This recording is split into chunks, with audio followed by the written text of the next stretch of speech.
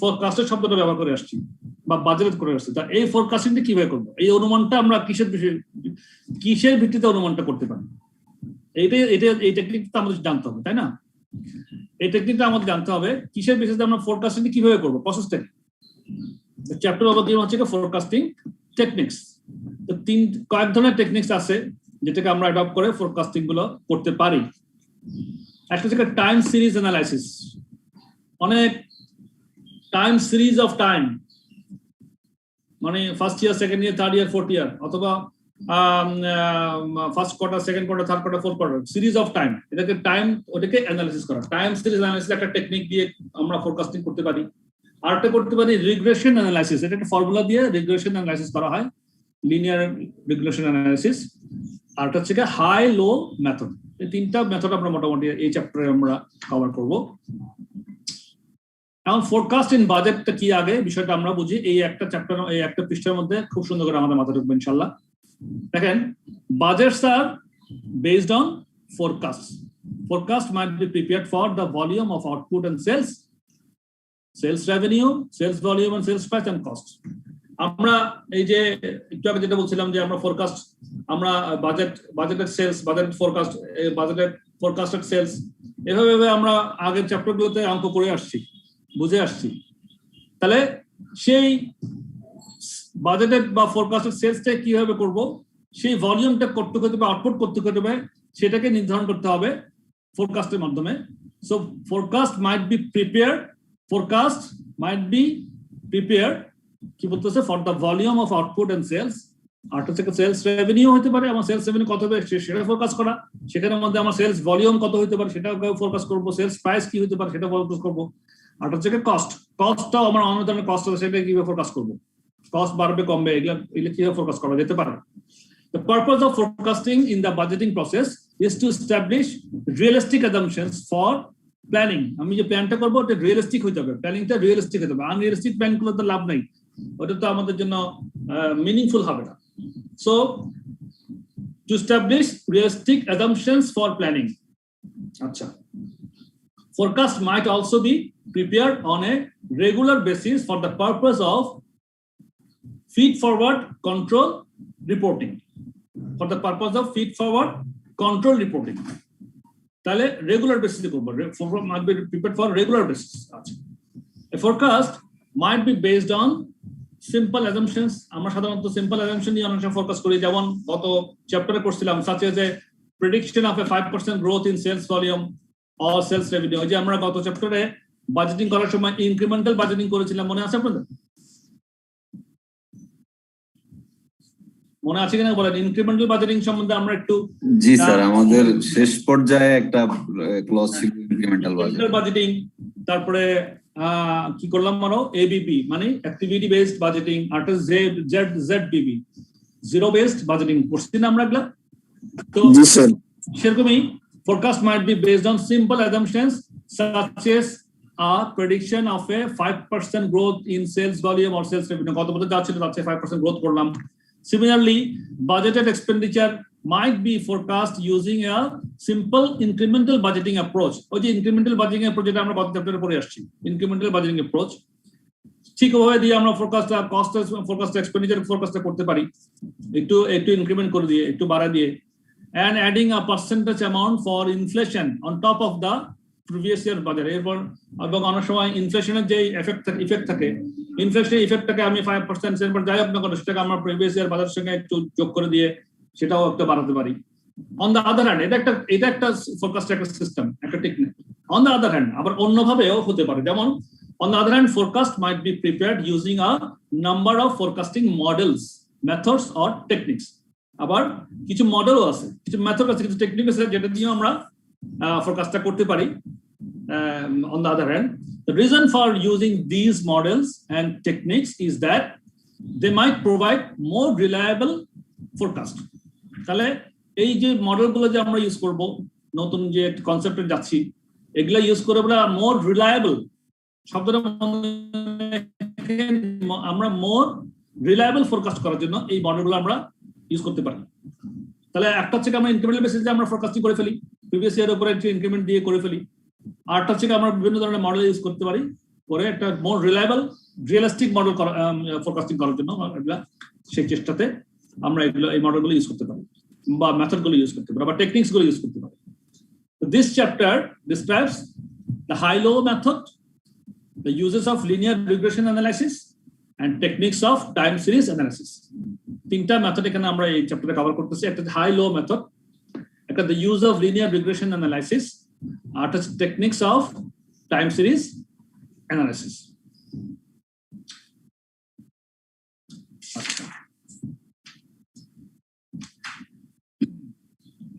তাহলে এবার আসেন, মোটামুটি আমরা আলোচনা বুঝলাম হাই লো মেথড।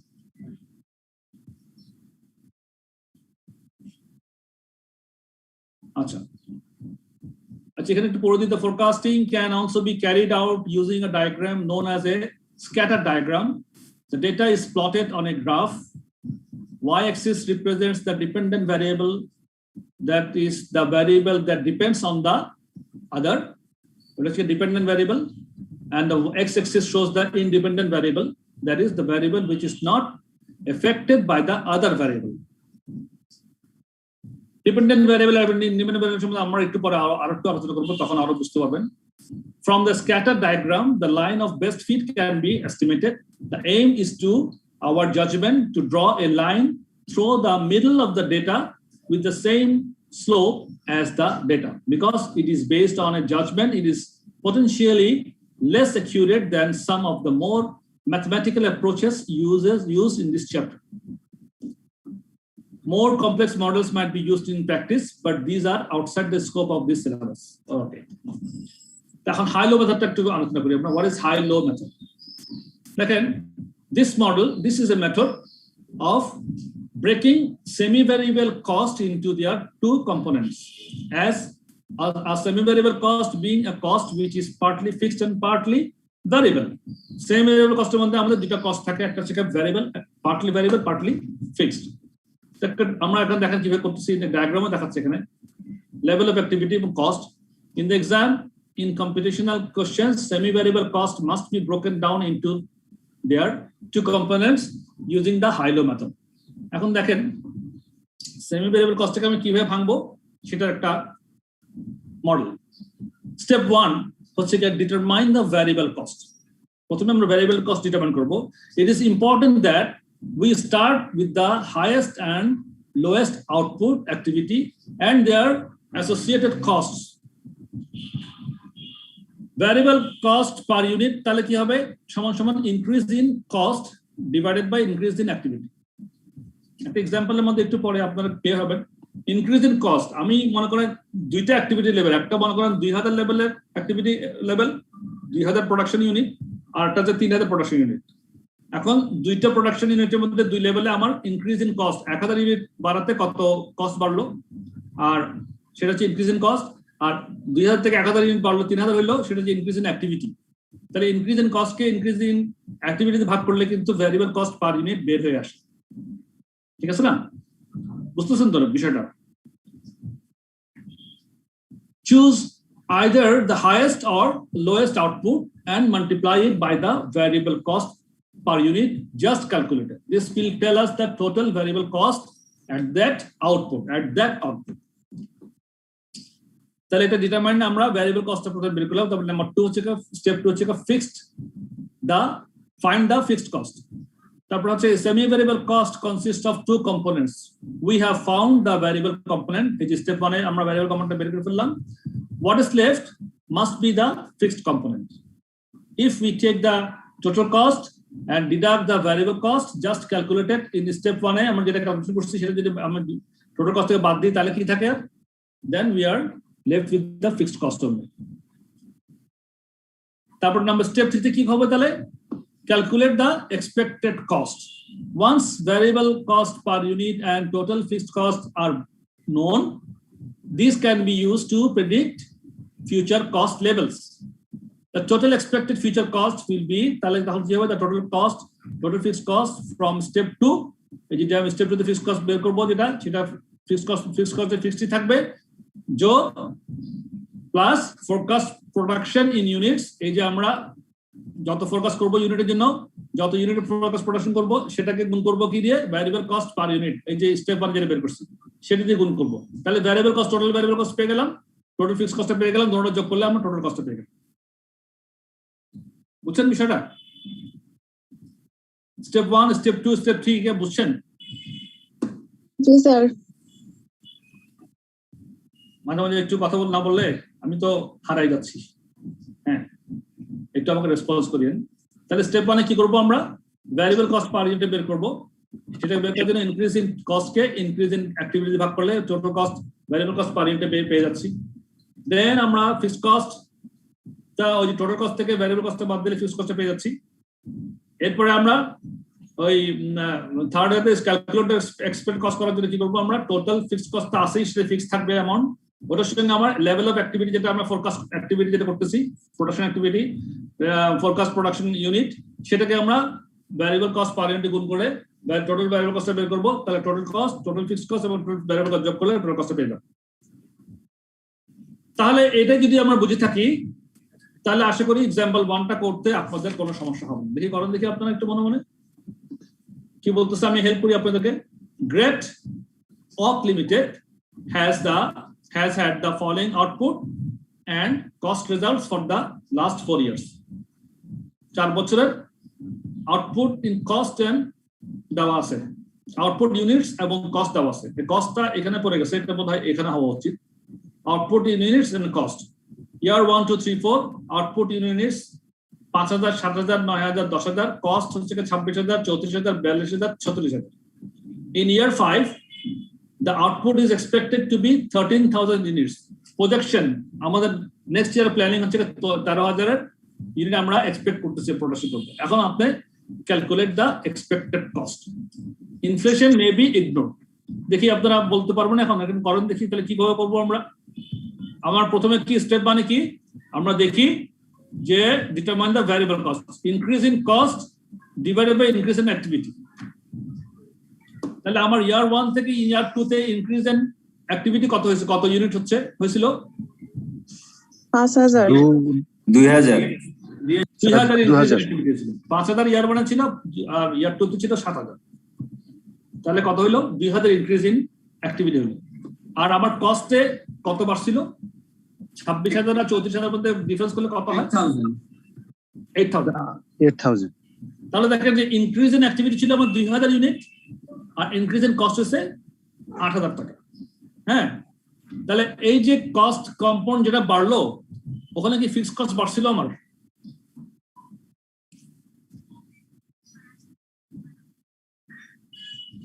না স্যার, ফিক্সড মানে নাই, শুধু ভেরিয়েবল কস্ট বাড়ছে। ভ্যারিয়েবল কস্ট বাড়ছে, রাইট। এতক্ষণ চিন্তা করতে হচ্ছে ফিক্সড কস্ট তো আমার ফিক্সডই, ফিক্সড কস্ট আমার বাড়তেছে না, আনলেস আমার যদি স্পেসিফিক্যালি বলা না থাকে। এখানে কিছু বলা নেই, ফিক্সড কস্ট আমার ফিক্সডই থাকবে। যদি বলা থাকবে হ্যাঁ ফিক্সড কস্ট বাড়ছে, ভেরিয়েবল কস্ট বাড়ছে শুধুমাত্র। জি বলেন, কি বলছেন? আচ্ছা, আমাকে বলা নেই মনে হয়।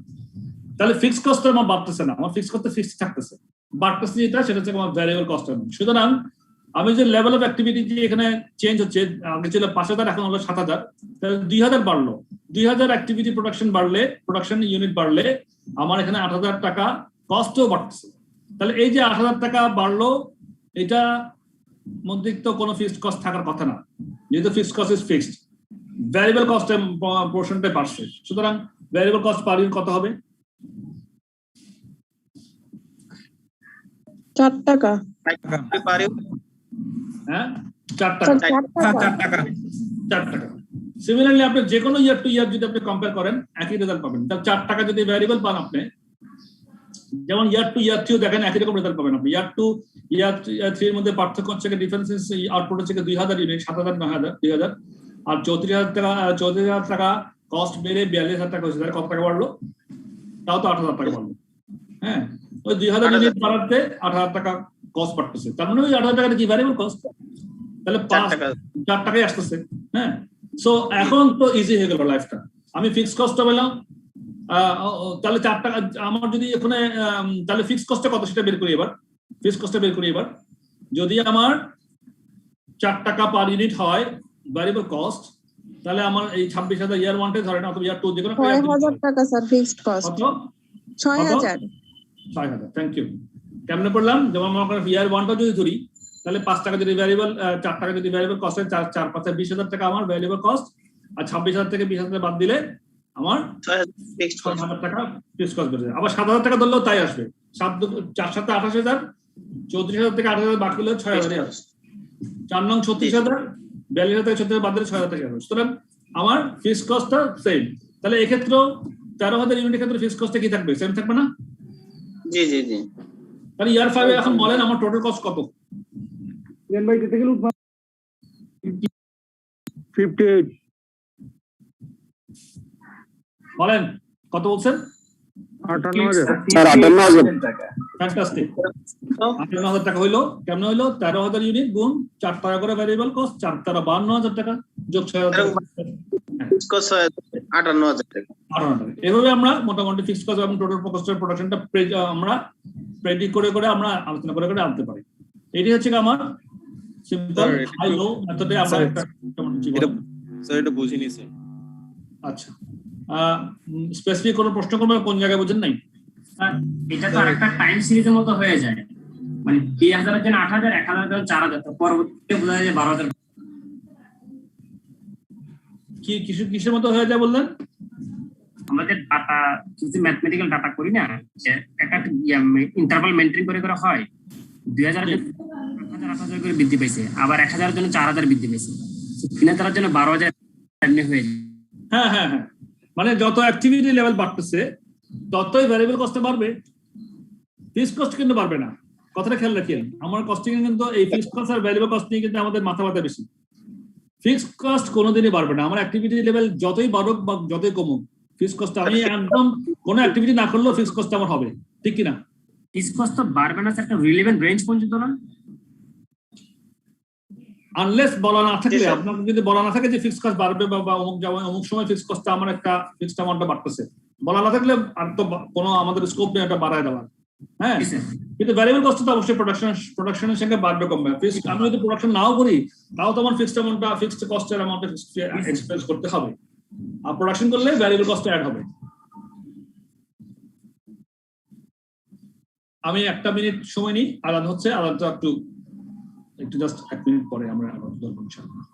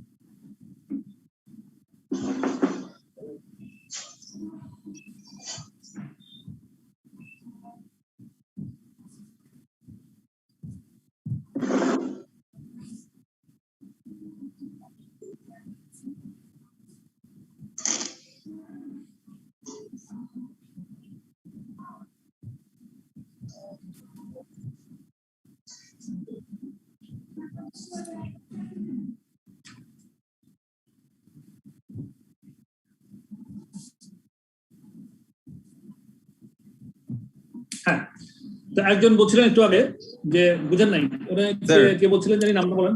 স্যার মোহাম্মদ সালাউদ্দিন বলছিলাম। হ্যাঁ সালাউদ্দিন, থ্যাংক ইউ। আপনি অনেক প্রশ্ন করতে পারেন, ভালো। কেন বুঝেন নাই? একদম সহজ বিষয়, বলেন। স্যার বুঝছি, মানে হচ্ছে যে এখানে আমি অ্যানসার শিটে আপনি যেটা বলছেন স্যার ওটা হচ্ছে মানে অ্যানসার শিটের সাথে মিলাই স্যার এখানে বুঝতেছিলাম। স্যার এখানে অ্যানসারে স্টেপ 2 যেটা, এখানে semi variable cost high level হচ্ছে 46000, লো লেভেল হচ্ছে 26000, মানে এটা সেমি ভেরিয়েবল কস্ট কেন হবে? মানে এটা বুঝিনি, এখানে তো কোথাও বলে দেওয়া হয়নি যে এটা সেমি ভেরিয়েবল কস্ট। এই যে 26,000 টাকা যেটা আছে এখানের মধ্যে আপনার ভ্যারিয়েবল পার্টও আছে, ফিক্সড পার্ট আছে। ফিক্সড পার্টও আছে। হ্যাঁ, এখন আপনার কাজ হচ্ছে এখান থেকে ফিক্সড পার্টটাকে আগে, ফিক্সড পার্ট এবং ভ্যারিয়েবল পার্টটাকে আলাদা করে ফেলা।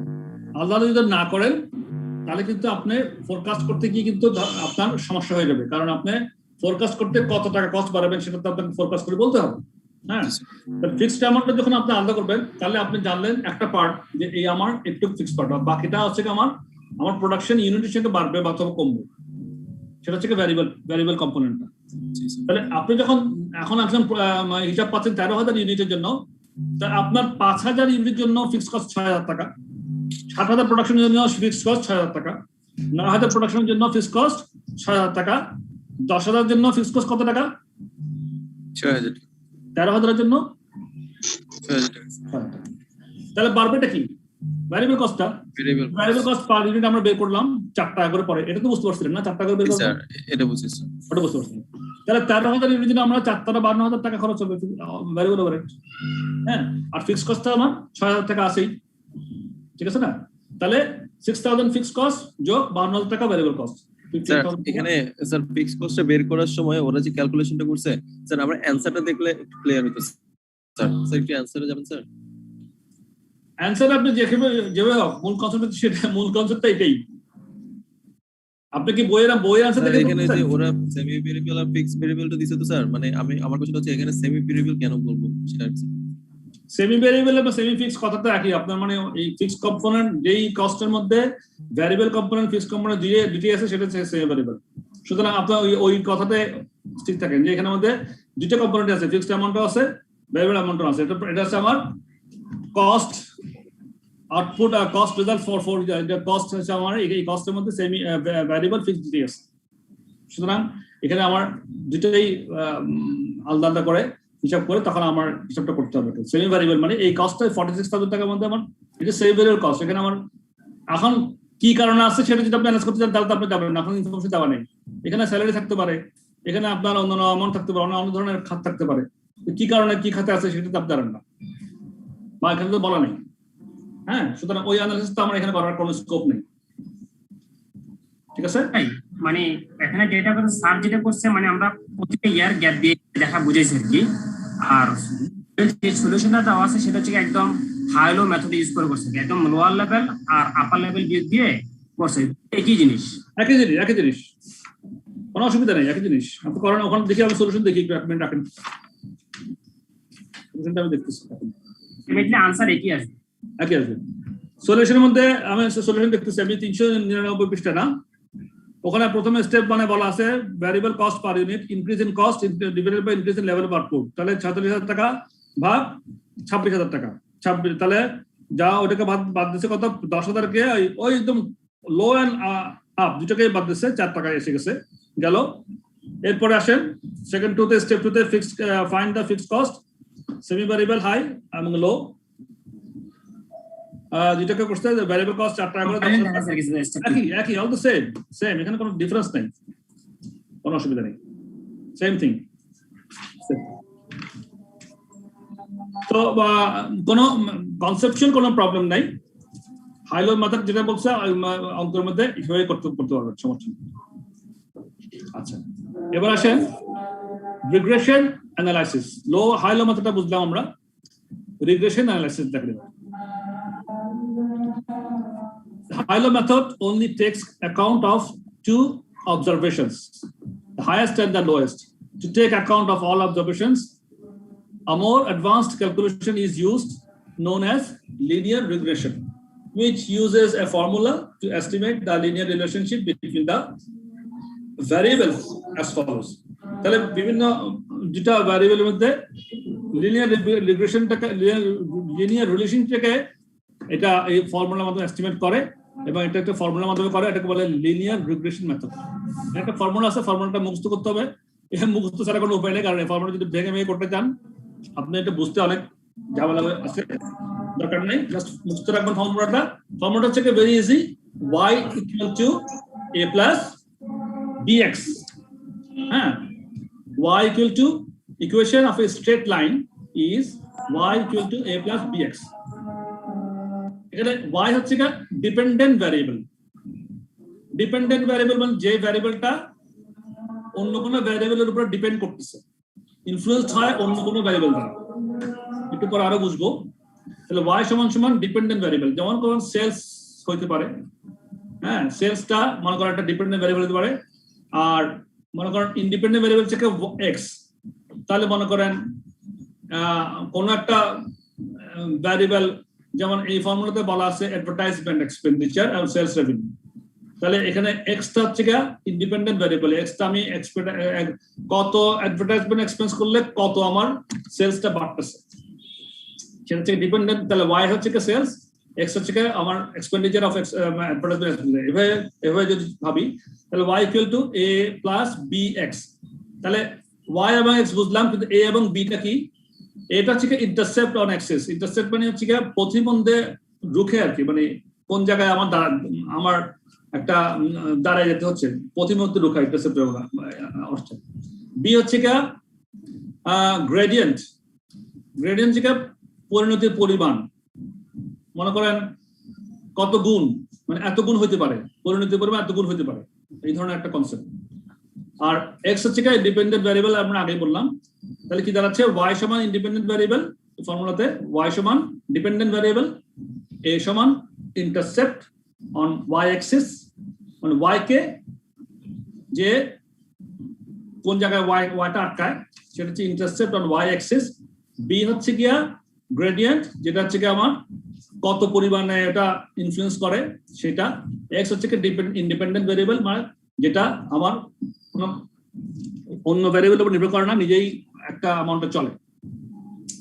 আবার বিটা কিভাবে বের করবো? তাহলে এই যে গ্রেডিয়েন্টটা, এই পরিণতির পরিমাণটা কিভাবে বের করবো সেটার জন্য এই ফর্মুলাটা, এটাই হচ্ছে আমার মেইন হিসাব। এটাকে মুখস্থ রাখতে হবে। বি সমান সমান n summation xy minus summation x summation y divided by n summation x square minus summation x whole square. তাহলে বিটা বের করার জন্য আমার ক্যালকুলেশনটা একটু বেশি, সেটা আমরা দেখবো, এক্সাম্পলে ক্যালকুলেশন করা আছে, জাস্ট শিখে নেব। ওয়্যার যেখানে n সমান number of pairs of data, number of pairs of data, মনে করেন ডিপেন্ডেন্ট এবং ইন্ডিপেন্ডেন্ট পেয়ার অফ টাকা, মানে এত টাকা, মনে করেন ডিপেন্ডেন্ট ভ্যারিয়েবল ইন্ডিপেন্ডেন্ট ভ্যারিয়েবল পাশাপাশি থাকলো, জোড়ায় জোড়ায় জোড়ায় কত জোড়া আছে, number of pairs of data. আর এ হচ্ছে y bar minus bx bar. এটা কিভাবে বের করবো? এই যে y এবং b এর যে আমরা y এবং x এর যে মান আছে, y বার এবং x বার বের করবো। আবার y বার থেকে ওই যে b যেটা ফর্মুলা দিয়ে যেটা বের করবো সেটা থেকে আবার x বারকে গুণ করে, y বার থেকে x বার গুণ করে এটা এর ভ্যালুটা পাওয়া যায়। সুতরাং টোটাল একটা ফর্মুলা। হ্যাঁ, প্রথমে দেখতে এটা ক্লামসি মনে হতে পারে, বাট এটা নাথিং ডিফিকাল্ট। কম্পিটিশনটা খুব ডিফিকাল্ট না, সহজ আছে। সুতরাং ফর্মুলাটা আমরা হিসাব করে করে আমরা আগাবো, দেখেন তাহলে কিভাবে ইজিলি হবে ইনশাআল্লাহ। স্যার জি স্যার, সালাউদ্দিন বলছিলাম স্যার, আমি ডিসকানেক্ট হয়ে গেছিলাম স্যার। আচ্ছা সালাউদ্দিন স্যার রিগ্রেশন অ্যানালিসিস এখন যেটা বলছেন স্যার, এটা একটু প্লিজ আরেকবার বলবেন স্যার। রিগ্রেশন অ্যানালিসিস হচ্ছে কি আমাদের একটা ফর্মুলার মাধ্যমে, এটা আমরা তো হাই এবং লো মেথড শিখলাম, এখন আমরা রিগ্রেশন অ্যানালিসিস 8টা মেথড, এটা একটা ফর্মুলার মাধ্যমে আমরা এগুলা একটা সম্পর্ক খুঁজে পাই দুইটা ভ্যারিয়েবলের মাধ্যমে। হ্যাঁ, এটা লিনিয়ার রিগ্রেশন বলে, মানে দুইটা ভ্যারিয়েবল, মানে মনে করেন একটা অ্যাডভার্টাইজমেন্ট এক্সপেন্স, এই এক্সাম্পল যেটা আসবে সেটা সামনে, সেখানে দেখবেন মানে অ্যাডভার্টাইজমেন্ট এক্সপেন্স এবং সেলস, মানে কত টাকা অ্যাডভার্টাইজমেন্ট এক্সপেন্স করলে কত সেলস হচ্ছে, এইটার মধ্যে সম্পর্ক খুঁজে নেওয়াটা হচ্ছে রিগ্রেশন অ্যানালিসিস করে নেয়, এবং ওই রিগ্রেশন অ্যানালিসিস করার পরে ওইটার উপর ডিপেন্ড করে ফোরকাস্টিং করতে হয়। তো একটা ফর্মুলার মাধ্যমে করতে হয়, ফর্মুলাটা হচ্ছে গিয়ে y সমান সমান a প্লাস bx। ওয়াইটা হচ্ছে ডিপেন্ডেন্ট ভ্যারিয়েবল, মনে করেন অ্যাডভার্টাইজমেন্ট এক্সপেন্স সেলস, y মনে করেন সেলস, তারপর এ হচ্ছে গিয়া ইন্টারসেপ্ট বা অন ওয়াই অ্যাক্সিস, এই সেলসটাকে পথিমধ্যে কোথায় স্টপ করে বা থাকে ওটা হচ্ছে ইন্টারসেপ্ট। বি হচ্ছে গিয়া গ্রেডিয়েন্ট, গ্রেডিয়েন্ট হচ্ছে কত গুণ, কত মাত্রায় করে, হ্যাঁ কত মাত্রায় করে। এক্স হচ্ছে কি ইন্ডিপেন্ডেন্ট ভ্যারিয়েবল, ইন্ডিপেন্ডেন্ট ভ্যারিয়েবল কত মাত্রায় করে, তাহলে ওয়াইটা বের হয়। তাহলে এখন বি এবং এক্স এর মান বের করতে হয়। তো বি এর মান বের করার জন্য হচ্ছে summation number into summation x y, x কে ওয়াই দিয়ে গুণ করে সব গুণের যোগফল করব, করার পরে ওইটাকে নাম্বার দিয়ে গুণ করবো, কয়টা করে করলাম গুণ করবো, minus summation x summation y. আবার এক্স এর একটা সমাধান করব, যোগ করব, আবার ওয়াই এর একটা সমাধান হবে, তারপরে আবার একটাকে একটা গুণ করব। এটা প্র্যাকটিক্যালি যখন দেখবেন তখন আরো ক্লিয়ার হবে, এখন ক্লাবজি মনে হতে পারে। তারপর divided by n summation x square minus মানে number of summation x square, তারপর x স্কয়ার করব, ওটা সামেশন করব এবং নাম্বার দিয়ে গুণ করব।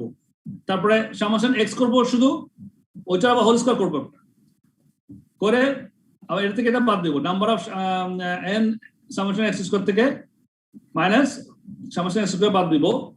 তারপর আসবে আমার where number of pairs of data, n মানে numbers of pair of data, মানে কত পেয়ার, কত জোড়া জোড়া আছে সেটা হচ্ছে এই nটা, আছে সেই nটা।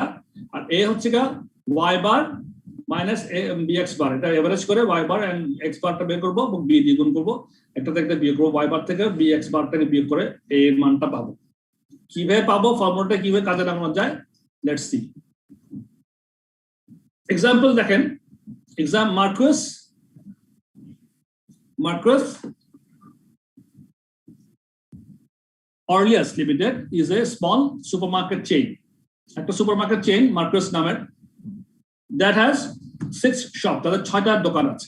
Each shop advertises in their local newspapers, and the marketing director is interested in the relationship between the amount that they spend on the advertising and the sales revenue that they service. Marketing director বলতেছে যে আমরা যে অ্যাডভার্টাইজমেন্টে যে খরচটা করতেছি ওইটার সঙ্গে রিলেশনশিপটা কি, ওটার সঙ্গে আমার সেলস এর রিলেশনশিপটা কতটুকু, মানে কতটুকু অ্যাডভার্টাইজমেন্ট করলে, খরচ করলে আমার সেলসটা কতটুকু বাড়তেছে, এই নতির পরিমাণ। যে বললাম যে এখানে নতির পরিমাণ গ্রেডিয়েন্ট বি, তাহলে আমার ওয়াইটা কত, ওয়াইটা হচ্ছে সেলস, তাহলে আমি আমার নতির পরিমাণ হচ্ছে বি, কত গুণ বাড়তেছে এক্সট্রা, তার সঙ্গে আবার এ প্লাস করতে হচ্ছে।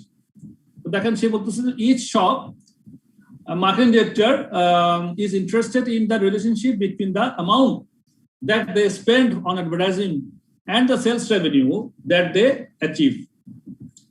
She has collected the following information for the 6 shops for the previous years. বিগত বছরগুলোতে তার 6 বছরে 6টা দোকানে বিগত বছরে কি হয়েছিল, শপ 1 2 3 4 5 6 অ্যাডভার্টাইজিং এক্সপেন্ডিচার দিছে 80,000 60,000 120,000 90,000 70,000 30,000।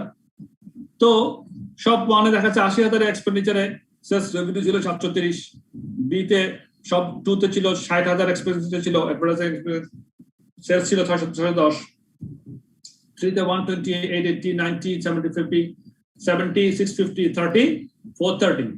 তাহলে অ্যাডভার্টাইজিং এক্সপেন্ডিচার থেকে সেলস রেভিনিউতে একটা ডাটা একটা ধারা করেছে। এখন সে কি করবে, সে বলতে she has further performed some calculation। এখন সে কিন্তু চাচ্ছে কিন্তু তার ফোরকাস্টের রিলেশনশিপ বের করতে, লিনিয়ার রিগ্রেশনের মাধ্যমে রিগ্রেশন অ্যানালাইসিস করে সে একটা রিলেশনশিপ বের করবে, একটা তার মেইন হচ্ছে সেটা। ওই কাজ করার জন্য সে কিছু ক্যালকুলেশন করলো। কি করলো, she has further performed some calculations for a linear regression calculation।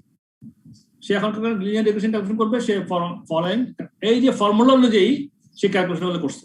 কি করছে, the sum of the advertising expenditure x column is 450, এই x কলাম এটা সব যোগ করলে 450। sum of the sales revenue y column is 4050, এটা এইখানে 730 থেকে 430 সব যোগ করলে তার 4050 হয়। when the two columns are multiplied together and sum, যখন একটার সঙ্গে একটা যখন গুণ করলো এবং এই সমস্ত গুণফলকে একসঙ্গে যোগ করলো, when the two columns are multiplied together and sum মানে xy, the total is 3,26,500। তাহলে xy সামেশন xy এখানে সামেশন xy একটা আছে, এটা সে বের করলো, হ্যাঁ সেটা হচ্ছে 3,26,500। when the advertising expenditure is squared, এই এগুলাকে স্কোয়ার করছে আবার সে x স্কোয়ার x সব স্কোয়ার করছে, and sum সবগুলোকে স্কোয়ার করে ওইগুলোকে আবার সব যোগ করছে, the total is 38,300। আবার করছে কি সে, when the sales revenue is squared, এই সেলস রেভিনিউ গুলো আবার স্কোয়ার করছে, 730 কে স্কোয়ার করছে, 610 কে স্কোয়ার করছে, এভাবে করে 730 কে স্কোয়ার করছে করে ওই সব স্কোয়ার ভাবে যোগ করছে। তখন কি সে, when the sales revenue is squared and sum, the total is 849,300 sorry 2,849,300 হইল। Calculate the line of best fit using regression analysis. এখন বলতেছে এখন সে কি করবে, লাইন অফ বেস্ট ফিটটা এই রিগ্রেশন অ্যানালিসিস করে বের করবে। লাইন অফ বেস্ট ফিট এই ক্যালকুলেশনে যে রেজাল্ট আসবে y = a + bx, এটি হচ্ছে line of best fit. Line of best fit এটা সে এখন ক্যালকুলেশন করার জন্য এইটা সে হিসাবটা করবে। তো এই যে এখানে হিসাব লেখা আছে 450, 400, 500, 326, 500, 38, 300 এগুলো সবগুলো কিন্তু সেই হিসাব করছে এভাবে। এখানে একটা হিসাব দিয়ে দিচ্ছে। আচ্ছা, আমাকে আপনারা শুনতেছেন না? জি স্যার। জি স্যার। আচ্ছা জি স্যার শুনতেছি। আচ্ছা, তো দেখেন তাহলে সে আবার কি করছে, এখন ওই যে ডিটেল এই যে সে বের করছে এগুলো, তার ডিটেলটা আমরা এখানে একটা দিছে। অ্যাডভার্টাইজিং এক্সপেন্ডিচার লিখছে এখানে দেখেন কত, 80, 60, 120, 90, 70, 30, 80, 60, 120, 90, 70, 30, টোটাল যোগ করছে কত হয়েছে 450। তো ওই যে 450 হিসাব করছিল 450, এই 450 আবার সে করছে কি এইগুলোকে বসাইছে 730, 710, এইগুলোকে বসাইছে 730, 710 বসায় 430 পর্যন্ত বসাইছে, বসায় টোটাল যোগ করছে 4,500, 4,50। Sum of sales revenue y column is 4,050, এই যে বসাইছে। বসানোর পরে এবার xy 80 কে 730 গুণ করছে, xy বেরিয়েছে। হ্যাঁ, তারপরে 60 গুণ 610 এটা বেরিয়েছে। এভাবে করে সবগুলো বের করছে 450 গুণ, তারপরে সবগুলো বের করার পরে এই টোটাল xy কে আবার সাম করছে, যোগ করছে। তাহলে কত হচ্ছে 3,26,500। এই যে সে বলছে যে when the two columns are multiplied together and sum xy, the total is 3,26,500, 3,26,500। xy হলো এবার x স্কয়ারটা সে বের করছে।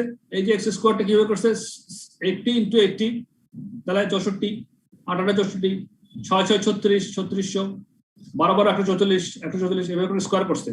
x কে স্কয়ার করছে, স্কয়ার করার পরে সবগুলো যোগ করছে, পাইছে কত 38,300। এই যে আগে বলছিল যে when advertising expenditure is squared, x square and sum, the total is 38,300। তখন সে 38,300 এখানে পাইলো। এবার সে করছে কি সেলস রেভিনিউ করছে আবার, এই যে এগুলোকে কি করছে আবার স্কয়ার করছে। এই যে 730 কে স্কয়ার করছে এত পাইছে, 610 কে স্কয়ার করছে এত পাইছে, এর উপরে 880 কে স্কয়ার করতে কত পাইছে পায়টা সে টোটাল যোগ করছে। এই যে আপনার 28,49,300 টোটাল হইল। আচ্ছা, তো এই এখন সে কি করবে, এখন সে ফর্মুলাতে ফেলবে। আচ্ছা, ফর্মুলাতে ফেলার জন্য আপনারা ফর্মুলাতে করতে পারেন, অথবা আমি সলিউশনটা কত পৃষ্ঠায় আছে ওখানে যাই।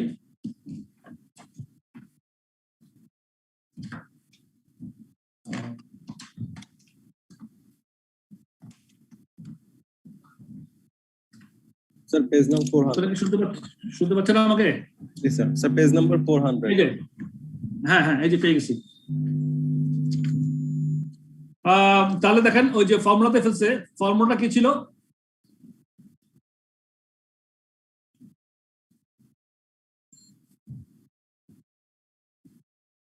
হ্যাঁ ফর্মুলা আছে b = আগে b এর মানটা বের করছে।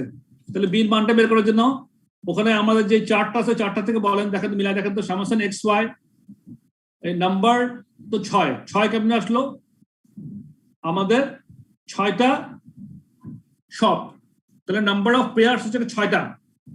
হ্যাঁ, তাহলে 6 * সামেশন xy 3,26,500 বসাই দিয়েছে, 6 * 3 minus summation x summation y। Summation x ছিল 450, সামেশন y ছিল 4,050, তাহলে সামেশন x * সামেশন y পাশাপাশি বসাই দিয়েছে। এটা b এর মান বের করতেছে। তারপর করছে কি আবার number into summation x square. Summation x স্কয়ারের সামেশন x স্কয়ারে যে সামেশন করছিল 38,300 ছিল, ওটাকে নিয়ে 6টা সব গুণ করছে, number into summation x square করার পরে minus summation x square whole square, তাহলে 450 হোল স্কয়ার করছে। করার পরে উপরেরটা অংশ হচ্ছে 1,36,500, নিচের অংশ হয়েছে 27,300, ভাগ করলে বি এর মান পাইলাম আমরা 5। তাহলে এটা 5টা হচ্ছে কত নতির পরিমাণ কি কত গুণ হয় মাল্টিপ্লাই বাই কত হবে সেটাই ফর্মুলার ওই বিটা বের করলাম, মান পেয়ে গেলাম আমরা 5। এবার আসেন এ এর মানটা বের করার বিষয়টা আছে, এ সমান সমান y বার মাইনাস bx বার। তো y বার মাইনাস bx মানে আমার তো 4,500 ছিল আমার y এর সমাধান, ওটাকে আমরা 6 দিয়ে ভাগ করলে y বার পেয়ে গেলাম, আর ইনটু b এর মান পেলাম 5 পাওয়ার পরে আবার x বারটা 450 হচ্ছে কি আমার x এর এভারেজ 450 ভাগ হচ্ছে কি 6 এভারেজ করলাম, x কে এভারেজ করলাম, তাহলে 5 ইনটু x এর এভারেজ আর এখানে y এর এভারেজ, তাহলে এইটার থেকে y এর এভারেজ থেকে x এর এভারেজ বিয়োগ করলাম, পেয়ে গেলাম 300।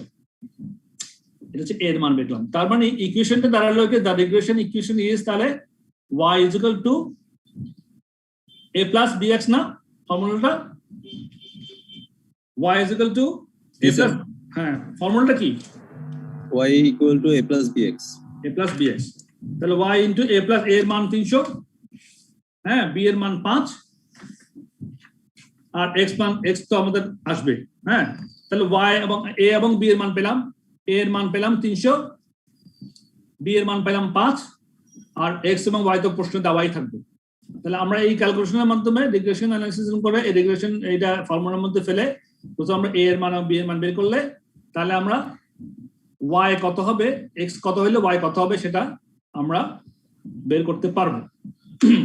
আচ্ছা তাহলে এবার আসেন আবার নেক্সট অঙ্কে গেলে কিন্তু জিনিসটা একটা ক্লিয়ার হবে।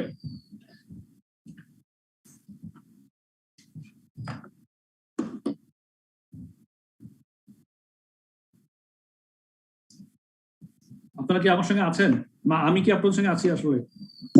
জি স্যার। একটু ক্লামজি মনে হবে এটা, যেহেতু ফর্মুলা করার কিছু নাই, আপনারা জাস্ট এটা ফর্মুলাটা মুখস্থ করবেন আর প্র্যাকটিসটা একটু হাতে কলমে করবেন, তাহলে আর কোনো ব্যাপার নেই আর কি। তাহলে এটা গেল মোটামুটি। এবার আসেন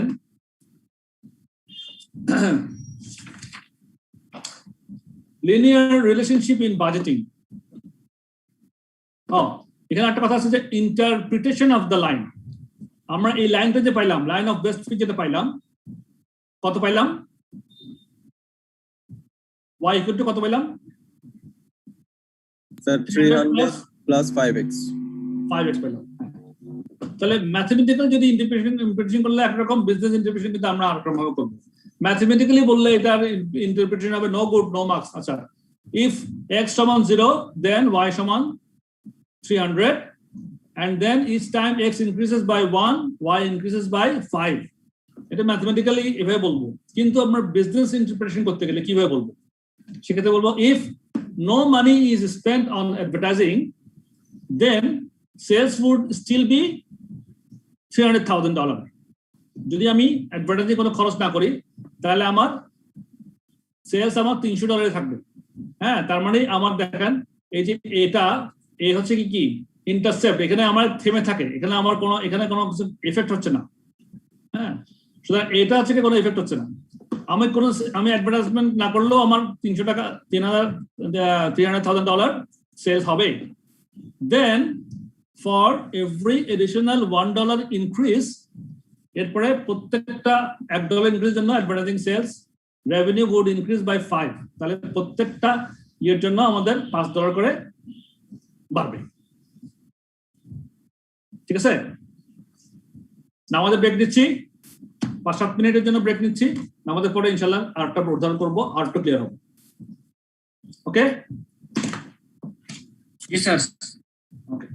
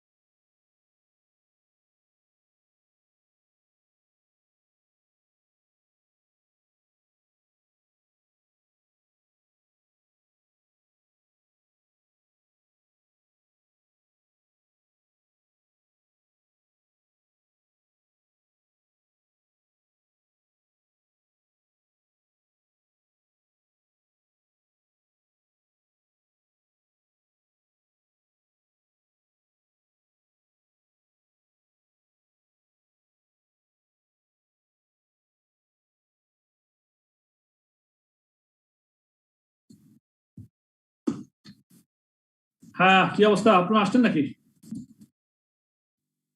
জি স্যার, আমরা আসছি। জি স্যার, আসছি আমরা। জি স্যার। Thank you. কয়েকজন এসে গেছে, সুতরাং ঠিক আছে। সো এই গেল মোটামুটি। আমাদের আবার একটু সাম আপ করি এটাকে। আমরা লিনিয়ার রিগ্রেশনটা কিভাবে করব? এই ফর্মুলার মাধ্যমে y is equal to a plus bx, y সমান সমান ডিপেন্ডেন্ট ভ্যারিয়েবল, a সমান সমান intercept on y axis, b gradient, x মানে ইন্ডিপেন্ডেন্ট ভ্যারিয়েবল। তাহলে নতির পরিমাণ p এ নতির পরিমাণ থেকে x টাকা কত গুণ হবে যদি আমার y টা বের করতে হয়। হ্যাঁ, এটা কত সেভাবে। তাহলে b এর একটা b হিসাব করার জন্য আমাদের একটা হিসাব নিয়ে কাছে ক্যালকুলেশন আছে। Summation xy number summation xy minus এটা এটা করার পরে আমরা ফর্মুলাতে ফেলে এইভাবে করে দেন আমরা ফর্মুলায় ফেলবো। ফেলার পরে আমাদের যেটা বেরোবে লাস্টে সেটা হচ্ছে আমাদের লাইন অফ। স্যার ইন্টারপ্রিটেশনটা একটু একবার বলে দিবেন স্যার। কোনটা বলবো? Interpretation of the line. হ্যাঁ, ইন্টারপ্রিটেশন বলতেছি, আসতেছি। লাইন অফ বেস্ট ফিট যখন আমরা বের করবো রিগ্রেশন অ্যানালিসিস ফর্মুলা পেলে লাইন অফ বেস্ট ফিট পেয়ে গেলে আমাদের ইন্টারপ্রেট করতে হবে। ইন্টারপ্রেটটা কি? যে বিজনেস ইন্টারপ্রিটেশন হচ্ছে যদি ম্যাথমেটিক্যাল ইন্টারপ্রিটেশন করি তাহলে আমার মানে হচ্ছে 0 হলে যদি x সমান 0 হয় তাহলে y still be 300 and each time x increases by 1 y increases by 5। যেমন কি বলতেছি, if x সমান 0, if এই x টা যদি 0 হয়, x টা 0, x মানে হচ্ছে ইন্ডিপেন্ডেন্ট ভ্যারিয়েবল যদি 0 হয়, এক্ষেত্রে মনে করেন অ্যাডভার্টাইজমেন্টটা ইন্ডিপেন্ডেন্ট ভ্যারিয়েবল। অ্যাডভার্টাইজমেন্ট যদি আমার 0 হয় তাহলেও আমার y টা হবে কত? এটা হবে still be 300। if x is equal to 0 then y 300 and then each time x increases by 1 y increases by 5। যেমন বিজনেস ইন্টারপ্রিটেশন যদি করি তাহলে কি দাঁড়াচ্ছে? if no money is spent on advertising then sales would still be 300,000। then for every additional $1 increase in advertising sales revenue would increase by 5। আচ্ছা, একটু পর একটা অঙ্ক করবো, অঙ্কের ভিতরে আপনারা দেখবেন জিনিসটা আরো হাতে খেলবে। এবার আসেন linear regression in budgeting. Linear regression analysis can be used to make forecasts or estimates whenever a linear relationship is assumed between two variables and the historical data is available for analysis। এই যে historical data গুলো ছিল আমাদের কাছে analysis করার জন্য এগুলো আছে, তাহলে আমরা এগুলোর উপরে আমরা নির্ভর করে আমরা লিনিয়ার রিগ্রেশন করলাম। Two such relationships are a time series and trend line। Linear regression analysis is an alternative to calculating moving averages to establish a trend line from a time series. Time series is explained later. The independent variable x in a time series is time. The dependent variable is y is sales, production volume or cost, etc. But time 1 2 3 4 5 6 বছর বা quarter, তার সঙ্গে আমি sales এর হিসাব করতে পারি, প্রোডাকশনের ভলিউমের হিসাব করতে পারি, অথবা কস্ট হিসাব করতে পারি। Time series and trend line আর total cost where cost consists of a combination of fixed cost and variable cost. For example, total overheads or a semi-variable cost item. Linear regression analysis is an alternative to using the high-low method of cost behavior analysis. It should be more accurate than the high-low method. ওই যে আমরা high-low method শিখলাম একটু আগে, it should be linear regressionটা আরো বেশি more accurate because it is based on more items of historical data, not just a high and a low value. The dependent variable x in the total cost analysis is the volume of activity. Volume of activity হচ্ছে আমার dependent variable, independent variable মানে x in total cost analysis is the volume of activity. Dependent variable y is total cost. Value of a is the amount of fixed cost. Value of b is the variable cost of unit of activity. ওই যে আমরা high low method যেটা করছিলাম, variable cost তো বাড়ছে অ্যাক্টিভিটির সঙ্গে সঙ্গে, সেটা হচ্ছে b, a হচ্ছে কি ফিক্সড কস্ট। লাস্টে দেখেন when a regression analysis is concerned with establishing the relationship between a number of variables. We are only concerned here with linear relationship between two variables. When a linear relationship is identified and quantified using linear regression analysis, values for A and B are obtained, and these can be used to make a forecast for the budget. For example, a sales budget or forecast can be prepared, or total overhead cost can be estimated for the budgeted level of activity. Forecast কিভাবে করব তাহলে forecasting তাহলে কিভাবে linear regressionটা কাজ করে linear regression use করে আমরা forecasting কিভাবে করব সেটা আবার দেখি The regression equation can be used for a predicting values of y from a given x value. তখন আমরা যখন লাইন অফ রিগ্রেশন অ্যানালাইসিস করে যখন পাইলাম যে আমরা যেই রেজাল্টটা পাইলাম সেটাকে আমরা এখন সেই রিগ্রেশন ইকুয়েশনে কাজে লাগাই আমরা এখন প্রেডিকশন করতে পারবো ভ্যালু অফ y এবং গিভেন x এর উপর নির্ভর করে গিভেন ভ্যালু অফ x এর উপর নির্ভর করে y এর ভ্যালুটা বের করতে পারবো যেমন Marcus Aurelius Limited has just taken two new stores in the same area, and the predicted advertising expenditure is expected to be 1,50,000 for one store and 50,000 for the another. সে এখন করছে কি ওই যে এক্সাম্পল 1 এ যেটা পড়ছি যে কোম্পানির কথা বলছিলাম Marcus Aurelius Limited করছে কি আরো দুটো শপ কিনছে এবং সে এখন করতেছে কি একই এবং predicted advertising expenditure to be 1,50,000 for one shop, one store, and 50,000 for the other. সে তো প্রেডিকশন করলো যে অ্যাডভার্টাইজমেন্ট এক্সপেন্ডিচার একটা নতুন যে দুটো শপ কিনছে স্টোর নিছে ওই দুটো স্টোরের জন্য একটাতে সে অ্যাডভার্টাইজমেন্ট এক্সপেন্স এক্সপেক্ট করতেছে 1,50,000 আরটাতে 50,000 এখন বলতেছে calculate the predicted sales revenues এখন আমাকে বলতেছে সেলস রেভিনিউসটা প্রেডিক্ট করতে বলতেছে আরটা হচ্ছে কি explain the reliability of the forecasters এবং রিলায়েবিলিটি এই যে ফোরকাস্টটা করব আমরা ওটা কতটুকু রিলায়েবল এখন দেখেন তাহলে আমাকে তো লাইন অফ বেস্ট ফিট তো আমরা পাইছি রিগ্রেশন অ্যানালাইসিস করার মাধ্যমে তো calculate the product sales revenue সেটা আমরা ওই ফর্মুলার অনুযায়ী ফর্মুলাতে যেটা আমরা পাইছি মানগুলো সেই অনুযায়ী আমরা বের করতে পারবো আচ্ছা আমি এতে যাই বরং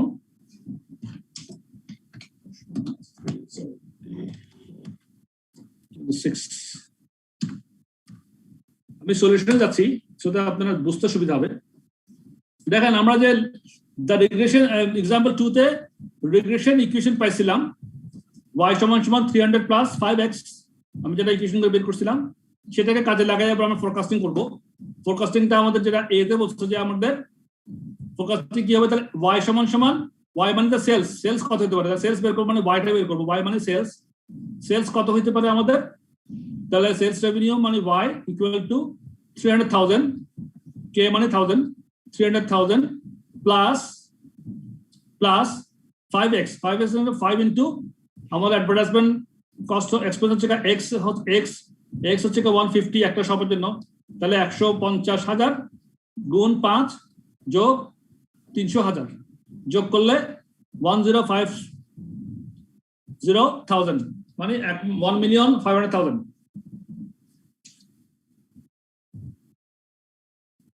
আরটা থেকে কি হচ্ছে তাহলে আরটা থেকে আমার এই একটা থেকে আমার 150,000 অ্যাডভার্টাইজমেন্ট করে আরটা থেকে 50,000 অ্যাডভার্টাইজমেন্ট এক্সপেন্স তাহলে ওই শপটা বের করি 50,000 দিয়ে করব এখানে শুধু পার্থক্যটা কি একটাতে আমরা 300k + 5 * 150k আর সেকেন্ডটাতে 300k + 5 * 50k অনলি এটা 150k এটা 50k অনলি তাহলে সেলস রেভিনিউ একটাতে বের হচ্ছে 1050 আরটাতে বের হচ্ছে 550 এই হচ্ছে আমাদের ফোরকাস্টেড সেলস এই লিনিয়ার রিগ্রেশনটা ইউজ করে এখন বলতেছে সেকেন্ড আমাদের অপশন ছিল যে explain the reliability of the forecast আমাদের সেকেন্ড পয়েন্ট ছিল explain the reliability of forecast এই যে ফোরকাস্টটা করলাম এটা আসলে কতটুকু রিলায়েবল হলো এক্সপ্লেইন করো তো এক্সপ্লেইনটা কি হচ্ছে the second prediction is the more reliable as it involves interpolation মানে একটার সঙ্গে একটা কাছাকাছি, যেগুলা আপনার সিরিজ এর মধ্যে যখন ইন্টারপোলেশন থাকে একটার সঙ্গে একটা তুলনা করা যায় কাছাকাছি, ওটাকে বলে interpolation. The first prediction goes beyond the original data upon which the regression line was based and thus assumes that the relationship will continue on the same way, in the same way, which may not be true.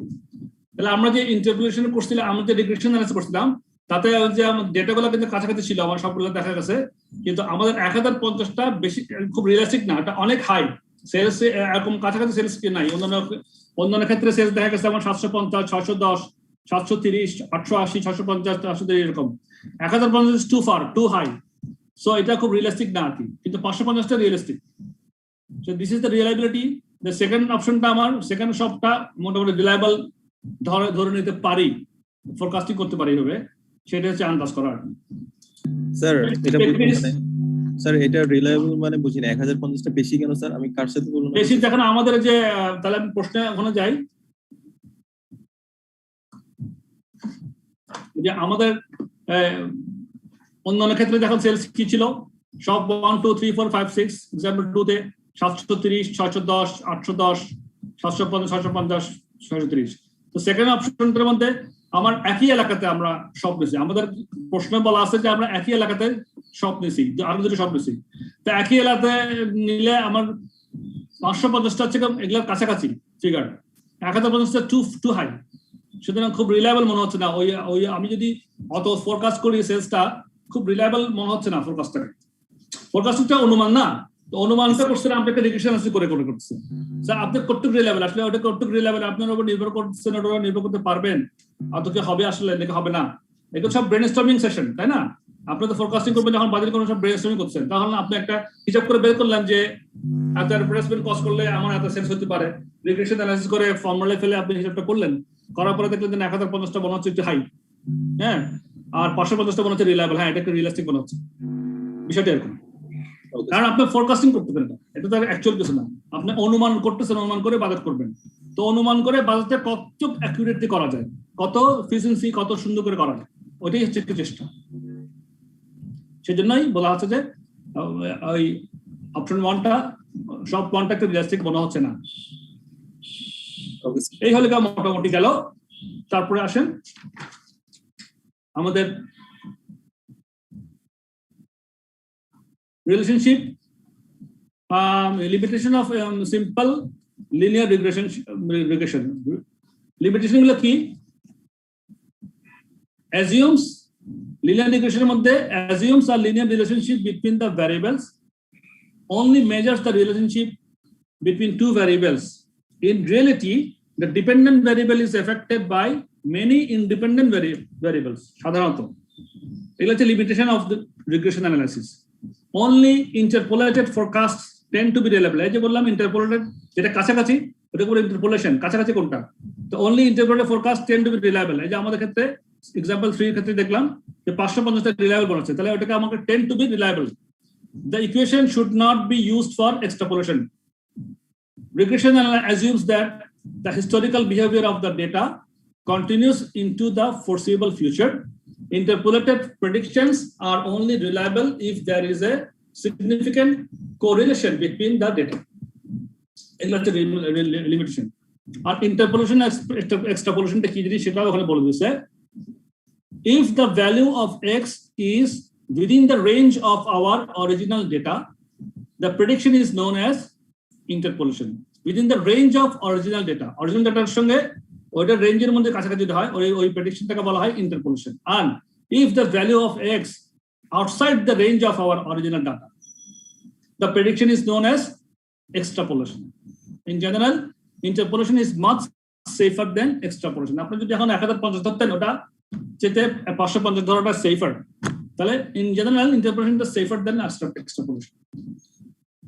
এবার adjusting forecast for inflation, এবার আপনি ফোরকাস্টটা করলেন, এখন আরেকটা কথা চলে আসছে, inflation থাকতে পারে। ইনফ্লেশন আপনি তো এতক্ষণ পর্যন্ত ইনফ্লেশনটা কনসিডার করেননি, এখন যদি ইনফ্লেশন থাকে তাহলে কি করবে, তখন ইনফ্লেশনটা আপনাকে এখন আবার অ্যাডজাস্টমেন্ট করতে হবে। তাহলে কি হবে, the accuracy of forecasting is affected by the need to adjust historical data and future forecast to allow for price or cost inflation. তাহলে cost এবং price-এর যে inflation থাকে সেটাকে আমি এখানে আমার হিসাবের মধ্যে আনতে হবে for more accuracy. So that accuracy of forecasting is affected by the need to adjust historical data and future forecasts. Historical data এবং future forecast যেটাকে আমি inflationary effect দিয়ে adjustment করব to allow for price or cost inflation. সেটা একটা মেথডটা খুব easy method. When historical data is used to calculate a trend line or line of best fit, it should ideally be adjusted to the same index level for prices or cost. Index level সম্বন্ধে আপনারা কি জানেন কিনা কেউ বলেন তো, what is index level?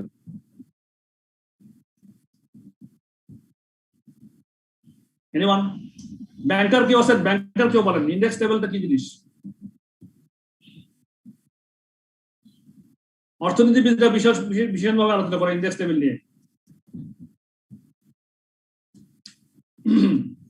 আমাদের একটা ইন্ডেক্স লেভেল করা হয়, এটা মনে হয় সেন্ট্রাল ব্যাংক থেকে কোথায় দেশে করে। ইন্ডেক্স লেভেলটা কি? ক্রয় ক্ষমতা কি, মানুষের ইনফ্লেশন কত হয়েছে, ক্রয় ক্ষমতা কি বাড়লো না কমলো, এগুলো সব হিসাব করে, আমাদের জিডিপি কত, এগুলো সব হিসাব করে একটা ইন্ডেক্স লেভেল বের করে, পুরো দেশের উপরে একটা ইন্ডেক্স লেভেল বের করে। প্রত্যেক বছর একটা ইন্ডেক্স লেভেল সেন্ট্রাল ব্যাংক থেকে একটা ডিক্লেয়ার করে, সেটাকে ইন্ডেক্স লেভেল বলে, এটাকে কস্ট ইন্ডেক্সও বলে।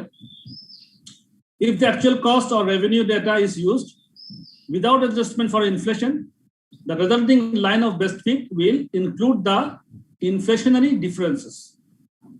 When a forecast is made from a line of best fit, an adjustment to the forecast should be made for anticipated inflation in the forecast period. তাহলে একটা adjustment করতে হবে আমার, হ্যাঁ, অ্যান্টিসিপেটেড ইনফ্লেশন ফিউচারের জন্য। ফিউচার থেকে আমি যেগুলো আমার অরিজিনাল ক্লাস আছে ওগুলোকে আমি ইন্ডেক্স লেভেলে আনবো ইনফ্লেশনের এফেক্ট দেওয়ার জন্য, এবং ফিউচার যেটা ইন্ডেক্স লেভেলটা কি আবার একটু বলবেন? কোনটা ইন্ডেক্স লেভেল? বলবো একটু পরে, এক্সাম্পলে পেয়ে যাবেন, তখন একদম ক্লিয়ার হবে। হ্যাঁ, ওকে স্যার। কিন্তু এই যে দেখুন, তাহলে আমাদের তাহলে মোটামুটি ইনফ্লেশনের যে ইয়েটা আছে সেটাকে আমার হিসাবে আনতে হবে। এখন এক্সাম্পল 3 দেখেন, প্রোডাকশন ওভারহেড কস্ট। এখন আমি অ্যাডজাস্টমেন্ট কিভাবে করবো সেটা দেখাচ্ছি। Adjustment for forecast for inflation, আমার ইনফ্লেশন হলে আমার ফোরকাস্টটা কিভাবে আমি করব। Production overhead costs at company BW are assumed to vary with the number of machine hours worked. A line of best fit will be calculated from the following historical data, with cost adjusted to allow for cost inflation over time. Like a line of best fit will be calculated from the following historical data was 2001, 2, 3, 4. এবং total production overhead দেওয়া আছে, total production overhead cost দেওয়া আছে, 4 বছর 4টা দেওয়া আছে, number of machine hour, এইখানে বলছে যে নাম্বার অফ মেশিন আওয়ার উপর নির্ভর করে কস্টটা, নাম্বার অফ মেশিন আওয়ার দেওয়া আছে এবং কস্ট ইন্ডেক্স দেওয়া আছে।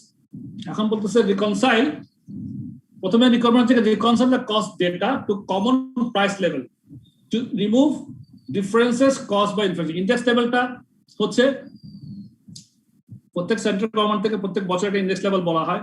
মানুষের যে ইনকাম হলো, ইনকামের সঙ্গে তার খরচের যে তার পারচেসেবিলিটি কত বাড়লো, ইনফ্লেশন কি ছিল, ইনফ্লেশন এবার কি ছিল, জিডিপি কত হয়েছিল, জিডিপিতে মানুষের ইনকামের লেভেলে কত আসলো, এইগুলো সব হিসাব করে ব্যাংক, সেন্ট্রাল ব্যাংক থেকে সাধারণত একটা ইন্ডেক্স লেভেল ঘোষণা করে, যে ক্রয় ক্ষমতা ওটা লেভেল ইন্ডেক্স বলে।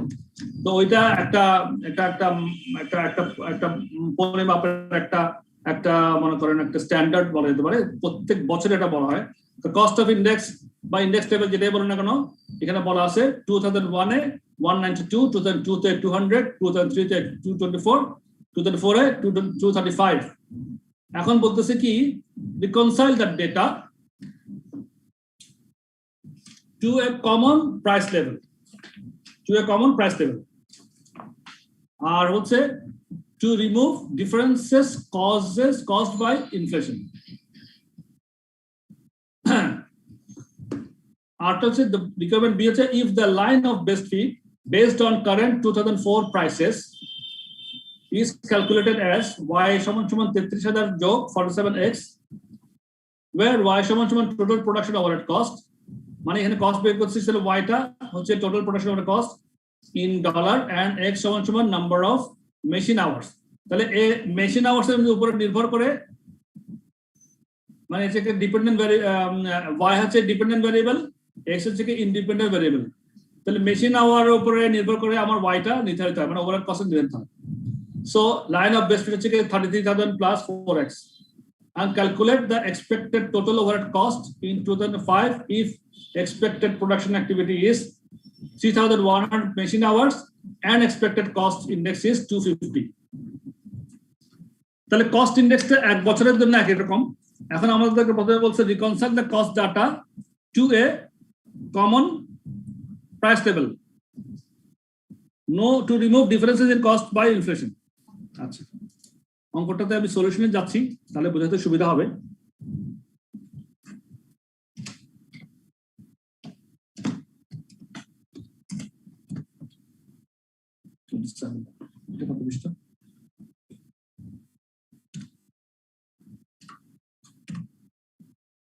দেখেন এখানে বলছে as the line of best fit is based on 2004 prices, প্রশ্নে বলা আছে,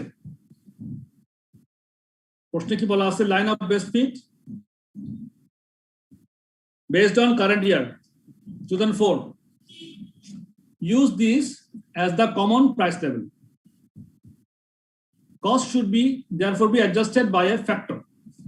তাহলে আমি এই প্রত্যেক বছরকে আমি এখানে দেখেন আমার 2004 এর কস্ট ইনডেক্স ছিল 235, আর 2001 এর ছিল 192, 2002 ছিল 200, 3 এর ছিল 225, 4 এর ছিল 235।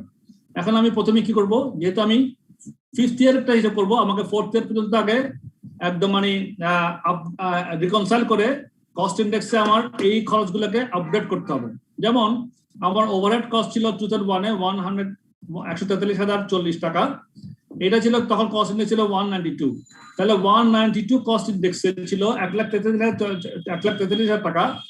তো 235 কস্ট ইনডেক্সে সেটা কত হওয়া উচিত সেটাকে আমি ফ্যাক্টরের মধ্যে ফেলাই চলে আসলাম। যেমন তাহলে আমার 143,040 টাকা ডিভাইডেড বাই 192 ইনটু 235 করে আমি কস্ট এট 2004 প্রাইস লেভেল, আমার এই প্রাইস লেভেলে 2004 এর প্রাইস লেভেলে আমি 2001 এর প্রাইস থেকে কস্টটাকে আমি আনলাম। 2000 প্রাইস লেভেলে মানে কস্ট ইনডেক্সটা 235 লেভেলে আনলাম, 192 কস্ট লেভেলটাকে 235 লেভেলে আনলাম। মানে 2001 এ ছিল আমার যা ছিল সেটাকে আমি রিকনসাইল করে আপডেট করলাম, রিকনসাইল অ্যাডজাস্টমেন্ট করলাম ফর আওয়ার গুড অঙ্কের এটা পরবর্তী ইয়ে করার জন্য। সো দেখেন তাহলে কি হচ্ছে 143,004 ডিভাইডেড বাই 192 ইনটু 235 করলে 175,075 হয়। এটা হচ্ছে কস্ট এট 2004 প্রাইস লেভেলে আমরা অ্যাডজাস্টমেন্ট করলাম। অ্যাডজাস্টমেন্ট ফ্যাক্টরটা কি? অ্যাডজাস্টমেন্ট ফ্যাক্টর হচ্ছে 235 উপরে সব ক্ষেত্রে চলছে উপরে দেখেন, আর ডিভাইডেড 192। সেকেন্ড ইয়ারে 235 উপরে ডিভাইডেড বাই ওই বছরের কস্ট ইনডেক্স 200, মানে 156 কে আমি 2002 সালের 1,156,000 টাকা ওভারহেডকে 2004 এর কস্ট ইনডেক্স 235 লেভেলে আনলাম অ্যাডজাস্টমেন্ট ফ্যাক্টর দিয়ে। তাহলে ভাগ করলাম 200 দিয়ে, যেহেতু 200 ছিল, গুণ করলাম 235 দিয়ে 1,43,000। এইভাবে করে 2003টা করলাম 235 divided by 152,320 divided by 224 into 235 আসলে আমার 2004 এর ইনডেক্স লেভেলে চলে আসলো। 235টা পাইলো কিভাবে? এই যে 235 2035টা হচ্ছে কি আপনার 2004 সালের কস্ট ইনডেক্স 235 লাখ বলা আছে না আমাদের প্রশ্নে। ওকে স্যার, 2004 সাল হচ্ছে বেস ইয়ার, 2004 সাল হচ্ছে বেস ইয়ার। হ্যাঁ 2000 বেস ইয়ার। তো এখানে কস্ট ইনডেক্স আমি বেস দিয়ে আনতেছি, 2004টা আমার বেস দিয়ে ধরতে হচ্ছে। আবার 2004 এ তো আমার 235 ছিল, 2004টা কোনো অ্যাডজাস্টমেন্ট নাই, 172 আছে। তাহলে আমি প্রথমেই করলাম কি এই রিকনসাইলটা করে ফেললাম, এটা গেল আমার রিকোয়ারমেন্ট ছিল। এবার আমাকে করতে হবে কি ফোরকাস্ট করতে হবে। ফোরকাস্ট স্যার এটাকে বেস ইয়ার কেন ধরছি স্যার 4 বছর থেকে বেসের কারণ হচ্ছে আমাকে প্রশ্ন এখানে বলে দিচ্ছে আমাদেরকে, আর তাছাড়া আমরা নেক্সট ইয়ারের ফোরকাস্ট করব, সুতরাং আমার বেস ইয়ারটা তো গত বছরটা হবেই, সেটাও একটা বিষয় আছে। আর তাছাড়া প্রশ্ন এখানে বলে দিচ্ছে যে আমাদের এখানে যেমন প্রশ্ন দেখেন বিতে লেখা আছে if the line of base fit based on current prices, মানে 2004 প্রাইসেস লেখা আছে। আপনি রিকোয়ারমেন্ট বিতে দেখেন, এক্সাম্পল 3 রিকোয়ারমেন্ট বিতে লেখা আছে if the line of base fee based on current prices মানে 2004 prices is calculated as follows, calculate বলে line of base fee বলে দিচ্ছে y is equal to 33,000 plus 47x, হ্যাঁ এটা প্রশ্নে বলা আছে আমাদের। সো তাহলে আমি প্রথমে অ্যাডজাস্টমেন্ট করলাম, করার পরে if the, এখন আমি করব কি, আমার if the line of base fee করেন তাহলে আমাকে কি বলছে এখন calculate the expected total overhead cost in 2005 if expected production activity is 3,100 machine hours and expected cost is index is 250, তাহলে দেখেন আমার 2005 এর আবার expected cost index বলে দিয়েছে 250, হ্যাঁ এখন এটা ফিউচার ফোরকাস্টটাও আমি এক্সপেক্টেড লেভেলের কস্টে আমাকে নিতে হবে। সো আমার বেস ছিল 235, তাহলে এটা ছিল আমার ফোরকাস্ট ওভারহেড কস্ট কি হবে, এখন আমি এখন ফর্মুলা ফেলি। আমার এখন প্রশ্ন দেওয়া আছে যে y equal to 33,000 plus 47x, প্রশ্ন দেখেন আপনারা সবাই একটু, প্রশ্নে কি আছে বি রিকোয়ারমেন্টে লেখা আছে y equal to 33,000 plus 4x 47x লেখা আছে না, দেখতেছেন লেখা আছে কিনা? আচ্ছা ওই ফর্মুলা অনুযায়ী ফেলে দেন তাহলে। তাহলে ফোরকাস্ট ওভারহেড কস্ট হচ্ছে আমার 33,000 প্লাস 47 ইনটু x, x এর মান কত 31,000, x হচ্ছে আমার মেশিন আওয়ার, x হচ্ছে মেশিন আওয়ার, হ্যাঁ তো মেশিন আওয়ার বলে দিচ্ছে আমার 3100 machine hour.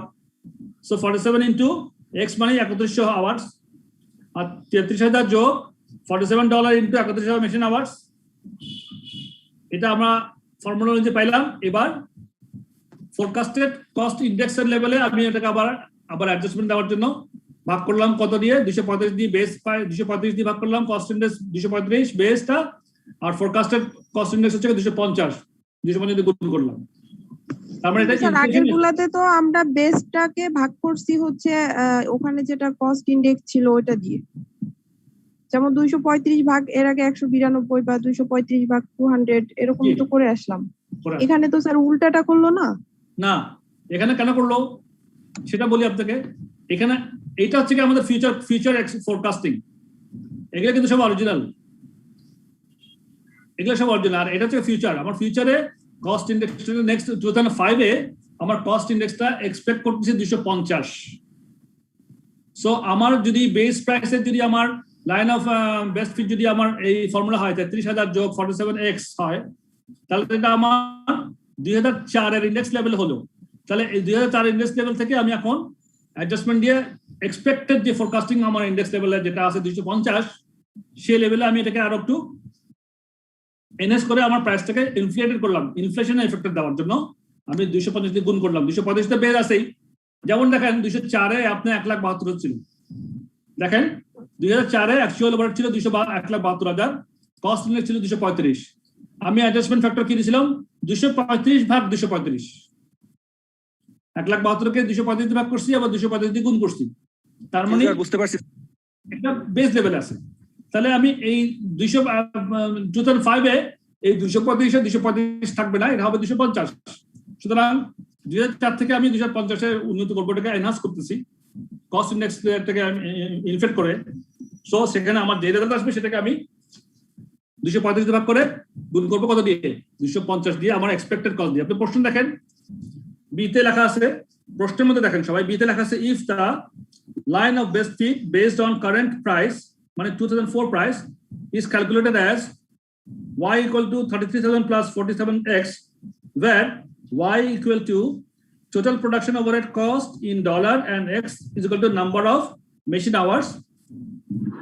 Calculate the expected total overhead cost in 2005 if expected production activity is 31,000 machine hours and the expected cost index is 250. সেজন্যই আমরা এক্সপেক্টেড কস্ট ইন্ডেক্স যেহেতু 250 আছে, আমি তো এই বেস লাইনে আগে হিসাবটা করলাম, বেস লাইন হিসাব করার পরে আমি এটাকে অ্যাডজাস্টমেন্টে আগামী বছরের ইনফ্লেশনের অ্যাডজাস্টমেন্ট দিয়ে আমি 250 লেভেল ইন্ডেক্সের লেভেলে ওটাকে নিয়ে আমি অ্যাডজাস্টমেন্ট করলাম 1,90,106 হলো। ঠিক আছে স্যার উপরের ক্যালকুলেশনটা কেন করছি স্যার? আমার রিকোয়ারমেন্টে বলা ছিল রিকনসাইল দ্য কস্ট ডাটা, আমি কস্ট ডাটাকে রিকনসাইল করতে বলছে, এটা একটা প্র্যাকটিস করলাম। হ্যাঁ, এটা সেখানে যদি এখানে কোনো এফেক্ট, আমি শুধু এফেক্টটা পাইছি 2004 এর এফেক্টটা কি পাইছি, কিন্তু আমাকে এটা রিকোয়ারমেন্ট 1 এ বলা আছে reconcile the cost data, reconcile the cost data two a common price level. তাহলে কমন প্রাইস লেভেল আমি করলাম 235 লেভেলটা হচ্ছে কমন প্রাইস লেভেল।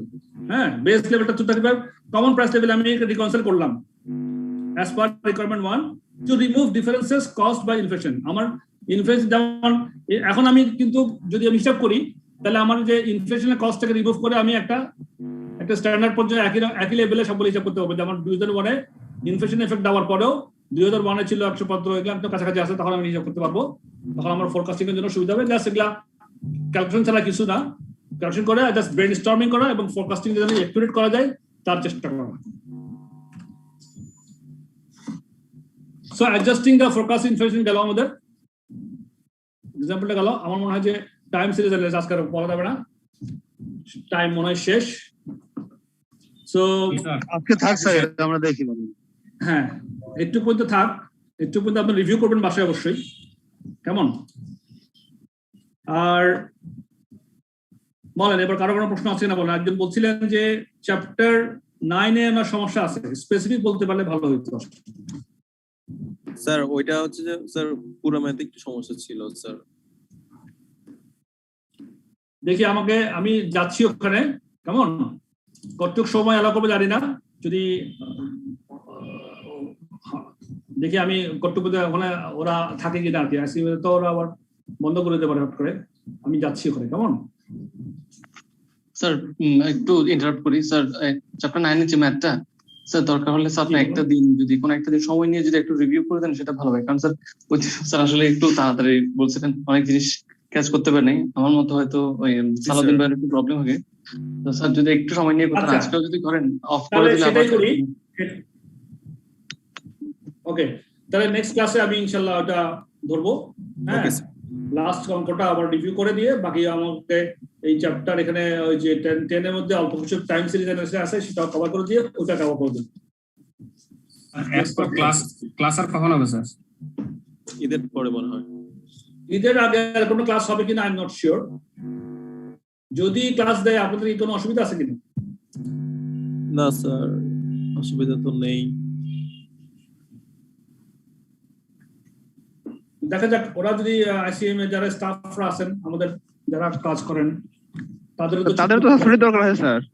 জি, আইসিএম এর স্টাফদের ছুটির দরকার আছে না, তারা ঈদের ছুটি কাটাবে না, এটা দেখতে হবে তো। হ্যাঁ, আমরা না ছুটি কাটাইলাম না। হ্যাঁ, আমি ওনাদেরকে কোনো প্রেশার দিচ্ছি না, যদি ওনারা যদি ক্লাস দেয় আমি তো ঠিক আছে, কোনো অসুবিধা নাই। আর আপনাদেরও যদি কোনো অসুবিধা না থাকে তাহলে হইতেই পারে আর কি, দেখা যাক যদি ক্লাস অ্যালাউ করে। সো মোটামুটি একটুকি আর কি চেষ্টা করছি বোঝাবার জন্য, অনেক কিছুই জানি না কতটুকু নিতে পারছেন বা আমি কতটুকু বুঝাতে পারছি। I have tried my best. তো সবাই একটু রিভিউ করবেন, ইনশাআল্লাহ এটা রিভিউ করলে ঠিক হয়ে যাবে। যেটা ফর্মুলাটা একটু মুখস্থ করতে হবে, দেন ইট উইল বি ওকে। ঠিক আছে, তাহলে থ্যাংক ইউ। আজকে এখানে আল্লাহ হাফেজ স্যার। আসসালামু আলাইকুম। স্যার ঈদ মোবারক। Thank you very much. ঈদ মোবারক দিয়ে দিচ্ছেন, ক্লাস তো জানি না হয় কিনা। ঈদ মোবারক স্যার। Thank you. আসসালামু আলাইকুম। ঈদ মোবারক। আসসালামু আলাইকুম স্যার। আসসালামু আলাইকুম স্যার। আসসালামু আলাইকুম। আসসালামু আলাইকুম স্যার।